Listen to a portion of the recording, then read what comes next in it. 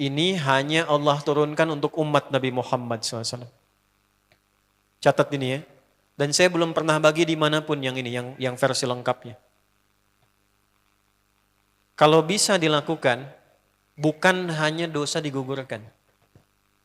Tapi setiap hurufnya mempercepat terkabulnya doa kita di hadapan Allah Subhanahu wa Ta'ala. Ya. Ada 2 surah di dalam Al-Quran yang bila 2 surah ini dibacakan, itu setiap hurufnya dihitung bisa berpotensi menggugurkan dosa sekaligus mengabulkan doa-doa yang dimintakan. Sepanjang doa itu baik untuk urusan dunia akhirat kita. Kalau salah satu kurang baik diperbaiki oleh Allah. Misal dunia baik tapi akhirat tidak. Maka diperbaiki oleh Allah kepada yang lebih baik. Surat pertama Al-Fatihah. Surah kedua Al-Baqarah. Ya. Sebelum doa baca tuh Al-Fatihah sama Al-Baqarah. Tapi Al-Baqarahnya tidak dari ayat yang pertama. Kepanjangan. Cukupkan di ayat 285 sampai ayat 286, 2 ayat terakhir. Hadisnya sahih. Kalau mau dikuatkan biasanya banyak ulama memasukkan ayat 284. Ada yang sudah masuk ke dalam Ka'bah di sini? Ini informasi saja.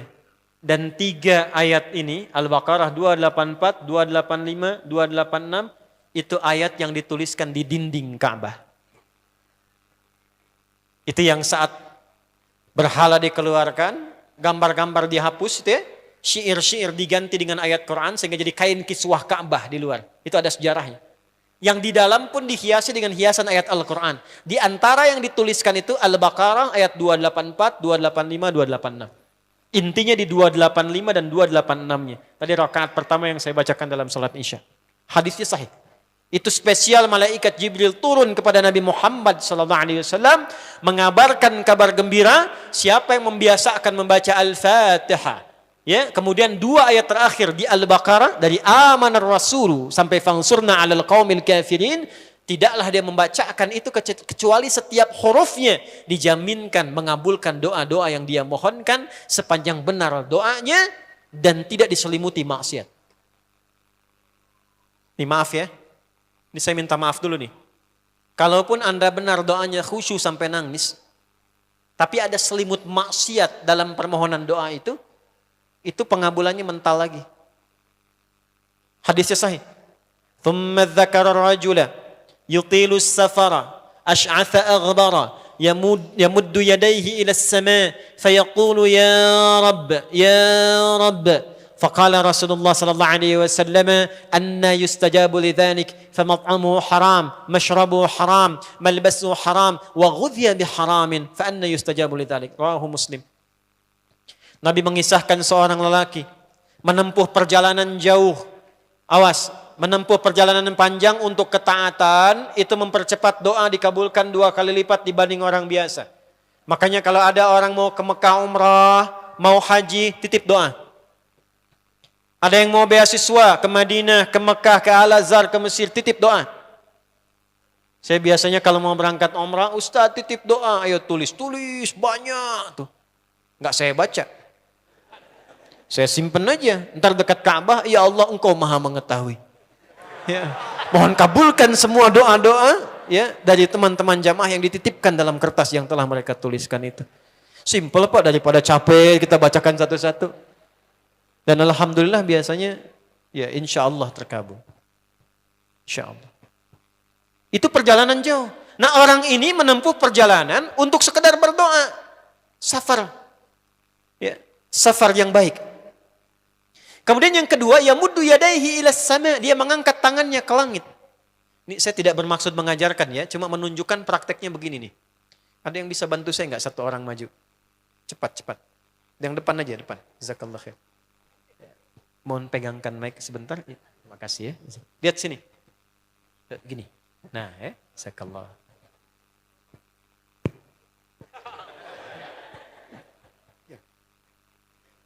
Nah, gini ya.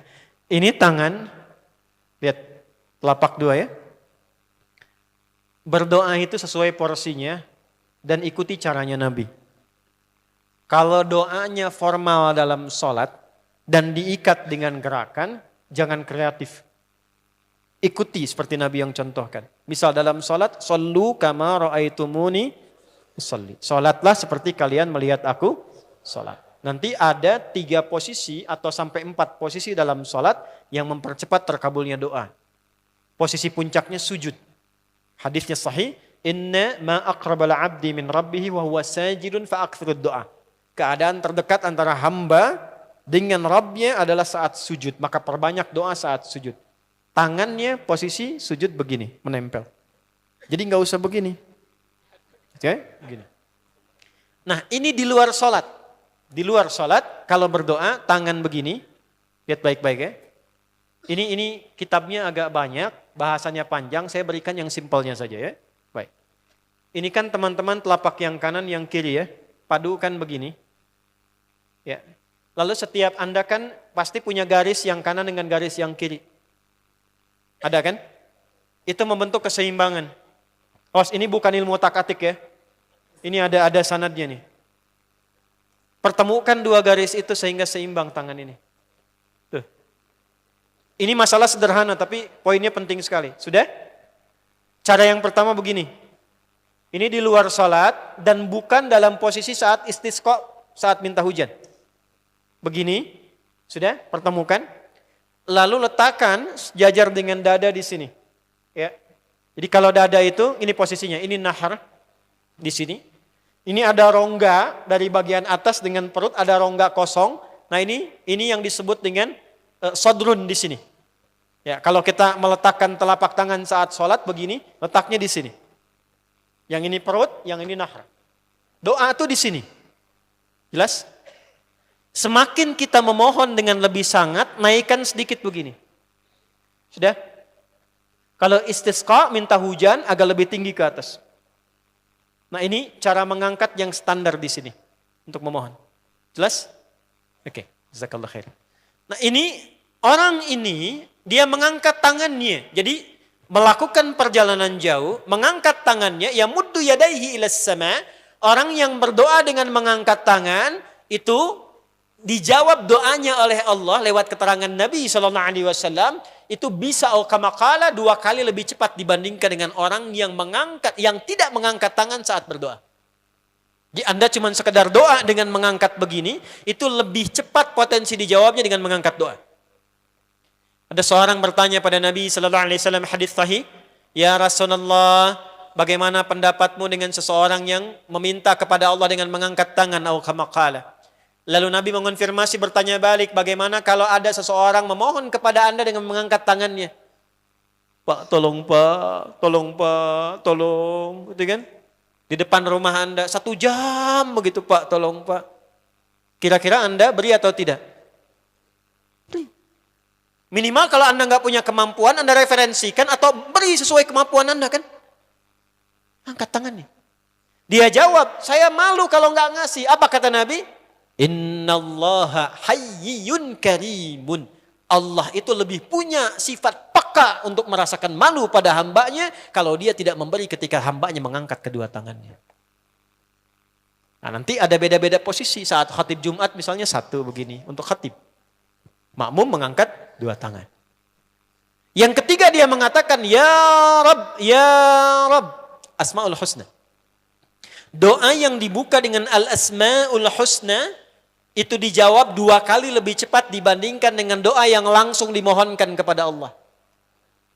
Itu perintah. Tahu Nabi Zakaria? Nabi Zakaria apa ujiannya? Diuji oleh Allah, hidup demikian lama sampai rambut memutih, fisiknya letih, istrinya divonis secara medis, maaf, monofos dan mandul. Kata medis gak mungkin punya keturunan. Maka beliau berdoa kepada Allah dan dalam doanya dimulai dengan Al-Asma'ul Husna. Sebelum sampai ke doa itu di Ali Imran ayat 38 sampai 39, buka dulu Quran surah 17 Al-Isra ayat 110. Ini perintah langsung dari Allah.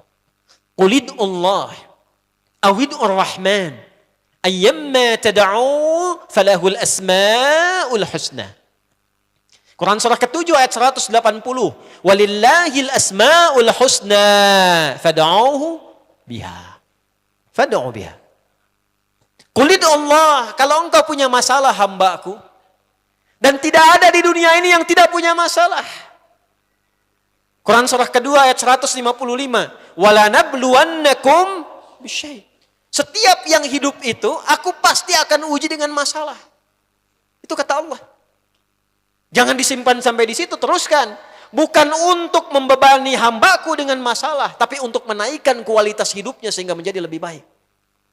Jadi ketika Allah titipkan masalah itu, bukan ingin membuat kita bermasalah. Tapi dengan masalah itu kita diuji supaya kualitas hidup kita menjadi lebih baik. Ini Anda yang kuliah di UPI di sini, ada ujian nggak? Ada. Untuk apa ujian itu diadakan? Supaya bisa melihat kualitas peningkatan ilmu Anda dari masuk sampai naik tingkat. Kalau nggak ada ujian, nggak kelihatan kualitasnya bertambah. Logikanya begitu. Dan tidak mungkin Allah menguji seorang hamba di luar batas kemampuannya. La yukallifullahu nafsan illa. Jadi nggak ada orang yang hidup yang tidak punya masalah. Karena rumusnya mengatakan hidup berbanding lurus dengan masalah. Yang hidup pasti punya masalah. Yang tidak ingin punya masalah, tidak ingin hidup. Karena orang yang tidak hidup, yang hilang masalahnya, selesai hidupnya. Baik. Siapa yang tidak ingin punya masalah? Angkat tangan. Baik. Siapa yang ingin punya masalah? Alhamdulillah. Baik. Yang lain wallahu a'lam. Nah, kulit Allah kalau sedang diuji masalah, kan yang ngasih siapa?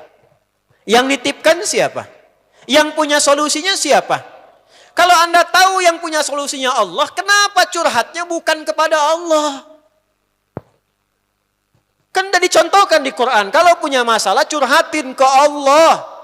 Quran surah 12 ayat 86, sejak era Nabi Yakub, masalah di rumah tangga, anak bermasalah curhatnya pada siapa? Allah. Innama ashku bathi wa huzni ila Allah. Aku tuh kalau punya masalah, sesedih apapun, curhatnya Allah. Bentangkan sajadahmu, curhatkan dalam sujudmu, tingkatkan takwamu. Wa may yattaqillaha yaj'al lahu makhraj. Quran surah 65 di akhir ayat yang kedua. Bentangkan sajadahmu, curhatkan, habiskan dalam sujudmu, keluarkan tangismu. Sehingga bebannya jadi ringan. Walaupun solusi belum datang, hatinya sudah tenang. Yang diperintahkan panjangkan sajadahmu, bukan panjangkan statusmu. Kita sudah tahu ayatnya, paham ketentuannya, tapi kenapa prakteknya ditumpahkan di Instagram, di Facebook, bikin vlog di YouTube, hanya untuk curhat saja. Dan ironinya dalam hal yang demikian tahu yang menyelesaikan Allah. Sekarang tambah bonus, aminkan ya. Yang mengaminkan doa ini mudah-mudahan dihilangkan masalahnya. Puguma mana nanti bermasalah kene di dia. Itu gimana kumaha tuh teh? Paham? Curhatkan sama Allah. Nah, bagaimana mintanya? Sebut namanya ya Allah. Awidur Rahman. Kalau kita ingin minta lebih cepat, minta dengan kelembutan Ar-Rahman. Rahman itu bisa disebut namanya ya Rahman, bisa cari cara mintanya yang paling lembut, yang menyentuh. Allah senang dengan kalimat yang menyentuh. Misal ya. Kembali ke Nabi Zakaria tadi. Quran surah 3 ayat 38. Hunalika da'a Zakaria rabbah. Qala rabbi habli min ladunka dzurriyyatan thayyibah. Innaka sami'ud du'a. Ya Allah, hamba-hambamu itu telah menghukumi aku dan istriku tak akan mungkin punya keturunan. Sedangkan engkau yang maha pemberi tanpa punya batasan. Mereka mengatakan istriku punya keterbatasan. Maka aku memohon kepadamu yang pemberianmu tak ada batasan. Mohon ya Allah anugerahkan keturunan dari sisimu saja ketika mereka mengatakan tidak mungkin itu punya. Sungguh engkau yang maha mendengar doaku ya Allah. Perhatikan, kalau kepada yang maha mendengar saja tidak terkabulkan, mohon tunjukkan kepadaku saat ini dengan cara apa lagi dan kepada siapa lagi aku mesti memohon. Itu dalam banget. Ya Allah, Engkau perintahkan aku berikhtiar mencari kerja, aku lakukan. Engkau perintahkan mengeluarkan keringatku dengan cara yang halal, aku kerjakan ya Allah. Engkau perintahkan aku jauhi yang Engkau larang, aku lakukan ya Allah. Sekarang aku telah berikhtiar dari sejak keluar, aku telah menunaikan sholat subuh seperti yang Engkau maha mengetahuinya. Dan menjelang malam aku mengadukan bahkan di rumahmu ya Allah hanya untuk sesuap nasi bagi istri dan anakku dari yang halal itu. Aku telah melakukan apa yang Engkau perintahkan, aku hanya memohon apa yang telah Engkau janjikan. Kalau dengan semua ikhtiar yang aku kerjakan sampai detik aku bersujud di hadapanmu di rumahmu ini belum Kau kabulkan, mohon tunjukkan kepadaku di malam ini ya Allah, dengan cara apa lagi mesti aku memohon kepadamu. Minta. Pernah enggak begitu mintanya? Itu Rahman.